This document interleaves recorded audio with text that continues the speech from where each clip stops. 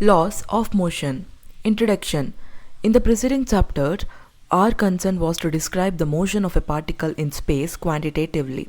We saw that uniform motion needs a concept of velocity alone, whereas non-uniform motion requires the concept of acceleration in addition. So far, we have not asked the question as to what governs the motion of bodies. In this chapter, we turn to this basic question. Let us first guess the answer based on our common experience. To move a football at rest, someone must kick it. To throw a stone upward, one has to give it an upward push. A breeze causes the branches of a tree to swing, a strong wind can even more heavy objects. A boat moves in a flowing river without anyone rowing it. Clearly, some external agency is needed to provide force to move a body from rest. Likewise, an external force is needed to retard or stop motion.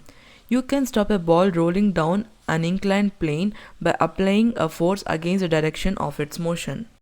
In these examples, the external agency of force, hands, wind, stream, etc., is in contact with the object.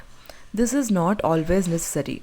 A stone released from the top of a building accelerates downward due to gravitational pull of the earth. A bar magnet can attract an iron nail from a distance. This shows that external agencies, example, gravitational and magnetic forces, can exert force on a body even from a distance.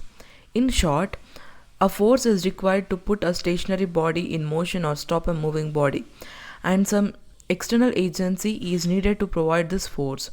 The external agency may or may not be in contact with the body. So far so good. But what if body is moving uniformly? Example, a skater moving straight with constant speed on a horizontal ice slab. Is an external force required to keep the body in uniform motion?